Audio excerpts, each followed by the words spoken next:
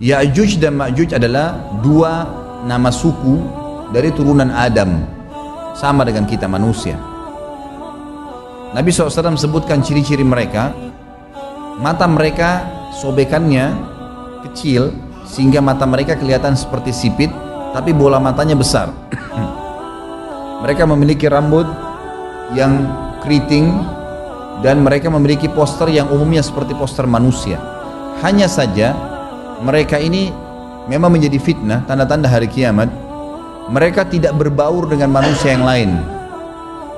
Salah seorang di antara mereka tahu kalau dia akan mati kalau sudah memiliki anak 1000. Tidak ada pengikutnya dari manusia biasa.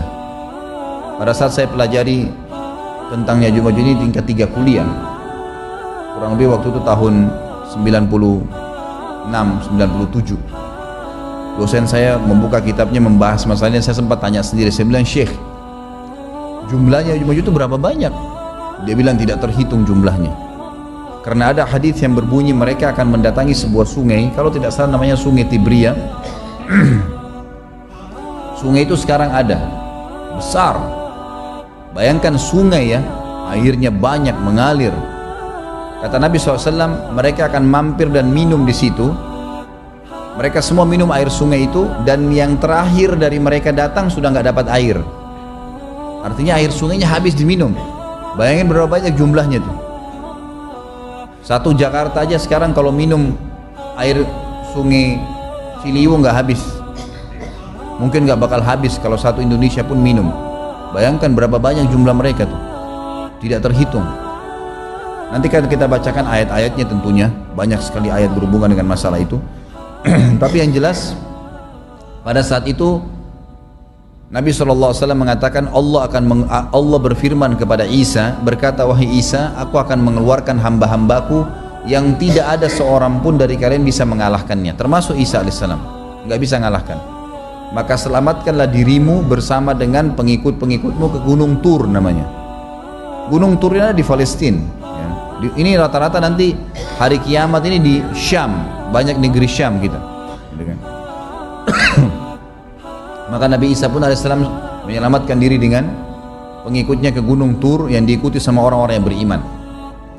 Lalu tentu yang bisa ikut yang terjangkau pada saat itu, karena dunia sangat luas. Maka yang tidak sempat ikut dengan Nabi Isa alaihissalam, mereka dibunuh oleh Ya'juj Ma'juj.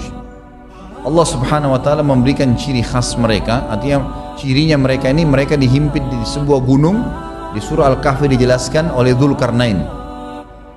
Dzulkarnain khilaf antara ahli sejarah mengatakan dia nabi atau dia orang saleh. Tapi Allahu alam, saya cenderung dengan pendapat yang mengatakan dia adalah seorang nabi, karena Allah subhanahu wa ta'ala angkat ceritanya dalam Al-Quran. Dan Allah berikan dia banyak mukjizat. Di antaranya mukjizatnya adalah menahan Ya'juj Ma'juj waktu itu ingin membuat kerusakan di zamannya dia dulu. Jadi memang Ya'juj Ma'juj ini ciri khasnya, kata Nabi SAW, mereka memakan apa saja, batu. Kalau hewan-hewan itu kalah jengking sama ular, binatang-binatang buas, harimau, mereka makan semua. Jadi bukan seperti manusia normalnya. Mereka membunuh semua yang bukan seperti mereka. Mereka buat kerusakan. Sampai-sampai kata Nabi SAW, tidak ada yang bisa mengalahkan mereka, dan jumlah mereka sangat banyak. Salah seorang di antara mereka tahu dia akan mati kalau sudah punya 1000 anak dan tidak menikah dengan umumnya orang. 2 suku ini saja. Kata Nabi SAW dalam hadis Bukhari, kecelakaanlah bagi orang-orang yang ada di Jazirah Arab. Kemungkinan besar makna ini adalah tempat mereka dekat dengan Jazirah Arab. Sebagian, ada satu syekh dari Mesir, sekarang ada bukunya sama saya dan sudah terjemahan bahasa Indonesia, judulnya Ya'juj Ma'juj. Kalau Bapak Ibu mau beli bisa, ada judulnya Ya'juj Ma'juj, tapi saya lupa penerbitnya apa. Itu agak tebal, harganya mungkin sekitar 85.000 atau 100 ribuan lah maksimal. Itu khusus, dan beliau adakan penelitian, saya baca, dan memang sangat konkret dan ilmiah.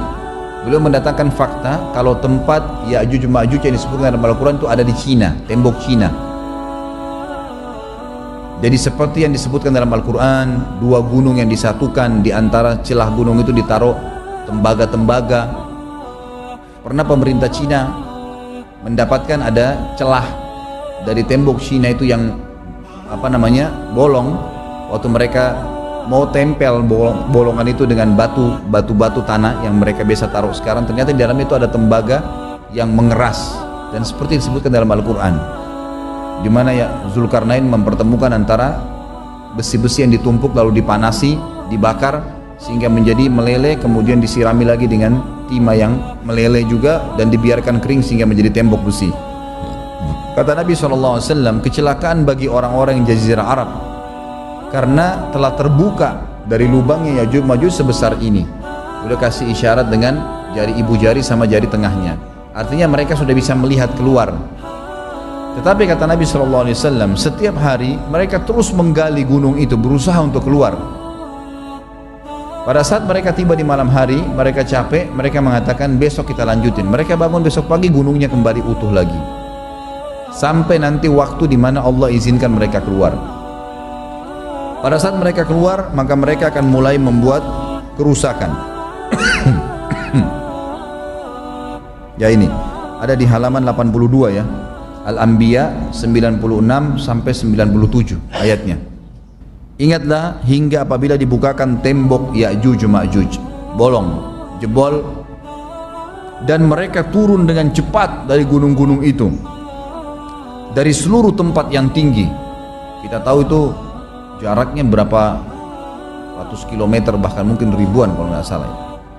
Semuanya itu akan dipenuhi Ya'juj Ma'juj, dan telah dekatlah, kalau sudah terjadi itu, kedatangan janji yang benar, maksudnya hari kebangkitan. Maka tiba-tiba terbelalaklah mata orang-orang kafir. Mereka berkata, aduhai celaka kami, sesungguhnya kami dalam kelalaian tentang ini, bahkan kami adalah orang-orang yang zalim. Kenapa? Karena Ya'juj Ma'juj tidak lihat apakah kafir atau beriman. Mereka tidak butuh, bukan seperti Dajjal ya. Dajjal butuh jadi pengikutnya, oke, aman. Ini enggak, siapa saja ditemuin dibunuh. Dia nggak pandang, nggak mau tanya kamu dari suku mana, kamu agama apa, tidak dipandang. Orang-orang muslim pada saat itu, yang ikut dengan Nabi Isa AS berhasil selamat, walaupun pada saat itu di muka bumi umumnya orang sudah beriman. Yang dimaksud di sini orang-orang kafir adalah adanya orang-orang yang masuk Islam karena terpaksa, karena mereka tidak terlalu faham pada saat itu, lalu mereka menganggap remeh informasi dari Nabi Isa AS, maka mereka terbelalak matanya karena dibunuh oleh Ya'juj Ma'juj. Kata Nabi SAW di dalam hadis sahih riwayat Imam Bukhari, bahwasanya Ya'juj Ma'juj akan membunuh siapapun yang mereka temui. Bahkan pada saat mereka sudah merasa menguasai bumi, mereka melepaskan anak-anak panah mereka ke langit. Lalu Allah menurunkan anak-anak panah mereka sebagai fitnah, dipenuhi dengan darah. Maka mereka berkata, qatalna man fil ardi wa qatalna man fis sama. Kami telah membunuh semua yang ada di bumi dan semua yang ada di langit.